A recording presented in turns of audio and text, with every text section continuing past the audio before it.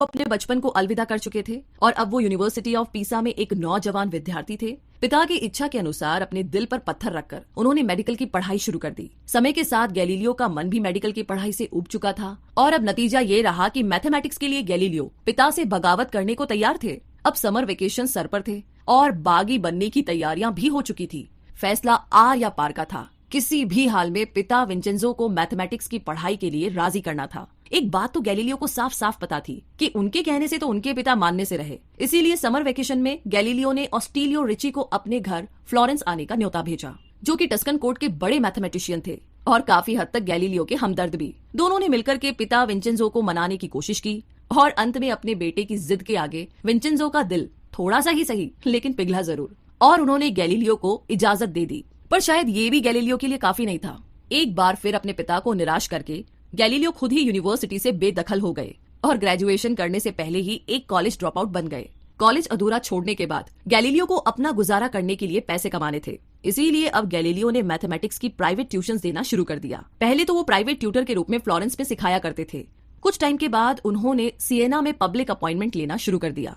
साल 1586 यानी कि 1586 में गैलीलियो वैलम्ब्रोसा में पढ़ाया करते थे, जहां उन्होंने अपनी पहली साइंटिफिक बुक ला बैलेंसिता लिखी। इस किताब में बैलेंस की मदद से रिलेटिव डेंसिटी को ढूंढने के आर्किमिडीज के मेथड्स की जानकारी दी गई थी, जिसके लिए गैलीलियो ने फ्लोटिंग ऑब्जेक्ट के साथ एक्सपेरिमेंट शुरू किए। इस किताब के बाद गैलीलियो अपने एम्बिशंस को लेकर के और भी ज्यादा सीरियस हो गए। उन्हें किसी मेजर यूनिवर्सिटी में मैथमेटिक्स सब्जेक्ट की एक बड़ी उपाधि हासिल करनी थी। उस वक्त तक शहर के काफी लोग गैलीलियो और उनकी प्रतिभा से वाकिफ हो चुके थे, तो बहुत ही जल्द गैलीलियो की किस्मत उनकी जिंदगी में एक बड़ा बदलाव लाने वाली थी। लिटरेचर पर दिए गए उनके एक लेक्चर ने उन्हें एक दिन में फेमस बना दिया। एकेडमी ऑफ फ्लोरेंस में एक लंबे समय से डेंटेस इन्फर्नो नाम की एक 100 साल पुरानी कंट्रोवर्सी चर्चा का विषय थी और जब गैलीलियो को इस विषय पर लेक्चर देने का न्योता दिया गया तो उन्होंने अपनी सोच और अपने जवाब से सभी को इम्प्रेस कर दिया था। उस इंसिडेंट के बाद से ही लोग उन्हें सम्मानजनक नजरों से देखने लगे। गैलीलियो की पॉपुलैरिटी और रेपुटेशन का इस बात से अंदाजा लगाया जा सकता है कि जिस यूनिवर्सिटी ऑफ पीसा से वो अपनी एजुकेशन पूरी नहीं कर पाए थे, उसी यूनिवर्सिटी ऑफ पीसा से उन्हें 3 साल के अपॉइंटमेंट का ऑफर दिया गया। आखिरकार गैलीलियो का बरसों पुराना सपना पूरा हुआ और उन्हें यूनिवर्सिटी ऑफ पीसा के मैथमेटिकल फैकल्टी में अच्छी खासी पोजीशन हासिल हुई। तो इन 3 सालों में गैलीलियो ने डे मोटू नामक अपनी दूसरी किताब लिखी, जो कि थ्योरी ऑफ मोशन पर आधारित थी। भले ही गैलीलियो की ये किताब कभी पब्लिश ना हो पाई, लेकिन इस किताब में मॉडर्न फिजिक्स की सबसे इंपॉर्टेंट थ्योरीज में से एक कही जाने वाली the motion of falling body भी शामिल थी। तो इसी तरीके से धीरे धीरे सफलता की सीढ़ियां तो चढ़ ही रहे थे वो, पर अभी डगमगाना बाकी था। कुछ सालों के बाद पिता के देहांत के बाद घर की सारी जिम्मेदारियां गैलीलियो के कंधे पर आ गई थी, जिनमें से अपनी 2 छोटी बहनों की शादी के लिए दहेज जमा करना भी शामिल था। तो गैलीलियो के सर जिम्मेदारियों का बोझ बढ़ तो गया था, लेकिन पीसा में उनकी कमाई कुछ खास नहीं थी। इसीलिए अब गैलीलियो नए मौके की तलाश में जुट गए। बहुत ही जल्द उन्हें यूनिवर्सिटी ऑफ पदुआ में मैथमेटिक्स के प्रोफेसर के रूप में अपॉइंट किया गया। यहाँ पर उनकी सैलरी भी पीसा से 3 गुना ज्यादा थी। पदुआ में गैलीलियो काफी खुश थे। समय बीतता गया और अब पदुआ में बिताए हुए 18 साल गैलीलियो की जिंदगी के सबसे खुशनुमा पलों में से एक बन गए।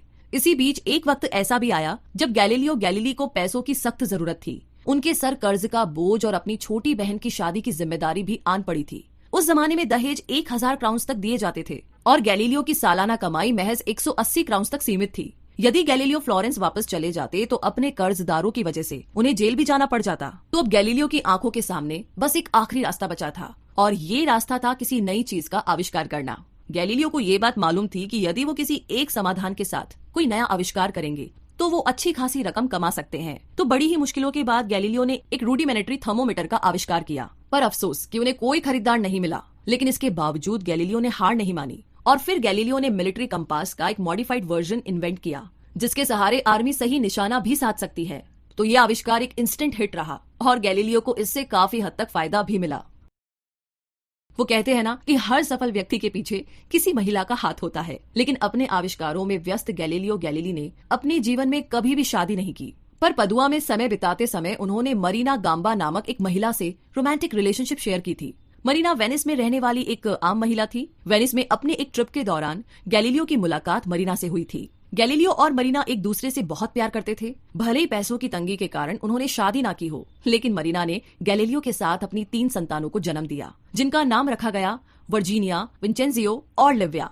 गैलीलियो की माँ अब भी उसके छोटे से परिवार से अनजान थी। सब कुछ ठीक ठाक ही चल रहा था कि अचानक एक दिन गैलीलियो की माँ ग्यूला उनसे मिलने आई। गैलीलियो की माँ ये सब देख करके चौंक गई थी, क्योंकि गैलीलियो को उनके बैप्टिमिसल रिकॉर्ड में एक फादर का दर्जा दिया गया था। उन्होंने पदुआ को जल्द ही छोड़ दिया और एक अच्छी जॉब के खातिर अपनी दोनों बेटियों को लेकर फ्लोरेंस चले आए। उस जमाने में जो लोग अपने बच्चों के देखभाल में सक्षम नहीं होते थे, वो अपने बच्चों को चर्च के हवाले सौंप देते थे। ये जानना भले ही निर्दय लगे, लेकिन खुद गैलीलियो ने भी ऐसा ही किया। और दूसरी तरफ मरीना ने किसी दूसरे व्यक्ति के साथ शादी कर ली थी, क्योंकि गैलीलियो की संतानें समाज की नजरों में नाजायज थी। इसीलिए गैलीलियो को लगने लगा कि कोई भी उनकी बेटियों से शादी नहीं करेगा। इसीलिए उन्होंने अपनी दोनों बेटियों को उम्र भर के लिए सेंट मैथ्यू आर्टरी में भेज दिया और एक मजबूर पिता के रूप में हार गए।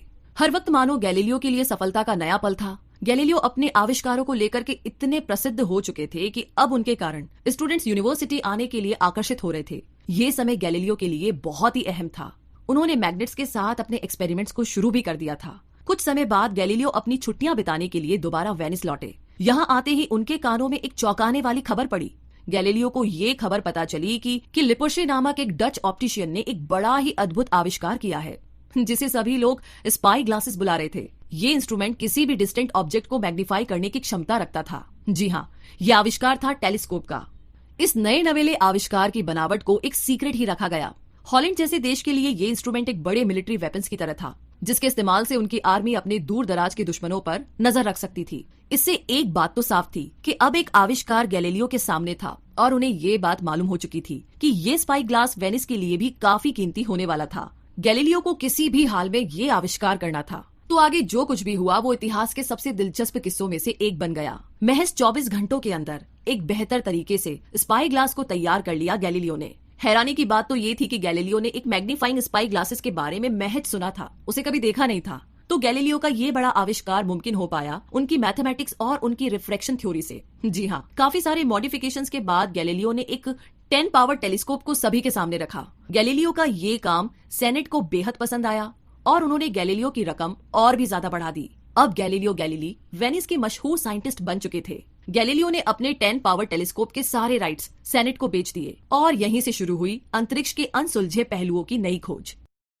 टेलीस्कोप के आविष्कार से पहले लोग ये समझते थे कि चांद एक स्मूथ और पॉलिश्ड सैटेलाइट है, लेकिन अब गैलीलियो की वजह से लोगों का ये भ्रम बहुत ही जल्दी टूटने वाला था। जी हाँ, एक रोज गैलीलियो ने इस बात का चौंका देने वाला खुलासा किया कि किस तरीके से टेलीस्कोप से देखने पर यह मालूम पड़ता है कि चांद की सतह स्मूथ और पॉलिश्ड नहीं बल्कि बहुत ही खुरदरी और कैविटीज से भरी हुई है। उस वक्त 16वीं सदी में लोगों के लिए इस बात पर भरोसा कर पाना इतना मुश्किल था कि कई लोगों ने गैलीलियो की बात पर यकीन करने से साफ इनकार कर दिया। पर भले ही माने या ना माने, टेलीस्कोप से देखने के बाद इस सच पर यकीन करने के अलावा उनके पास कोई और चारा बचा ही नहीं। जैसे जैसे समय बीतता गया, गैलीलियो ने अपने टेलीस्कोप को और भी ज्यादा आधुनिक बना दिया और फिर एक दिन गैलीलियो ने अपने 30 पावर टेलीस्कोप को जुपिटर प्लैनेट की तरफ केंद्रित किया।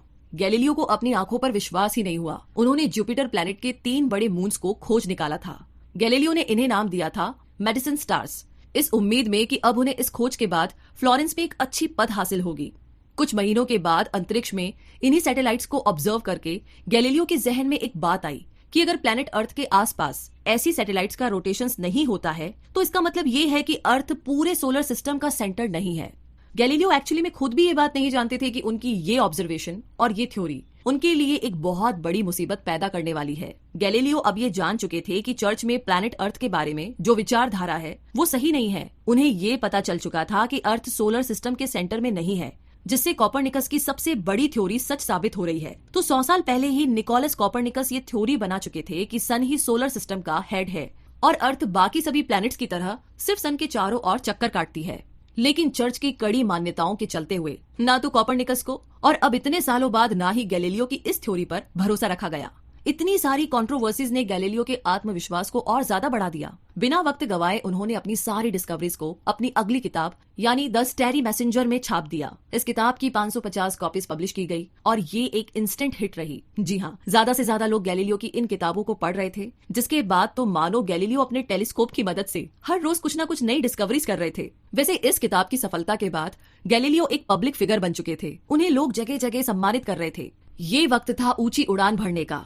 गैलीलियो ने यूनिवर्सिटी ऑफ पदुआ से अपना रेजिग्नेशन देकर के यूनिवर्सिटी ऑफ पीसा में चीफ मैथमेटिशियन उपाधि संभाल ली थी। इतना ही नहीं, गैलीलियो अब the grand Duke of Tuscan के मैथमेटिशियन और फिलोसोफर भी बन चुके थे। उनके सम्मान में रोम में एक आयोजन रखा गया जहां गैलीलियो के काम और योगदान की खूब तारीफें हुई। इसी सम्मेलन में गैलीलियो को अकेडमियाई द लिंसियाई का मेंबर बनाया गया। ये अपने आप में कितनी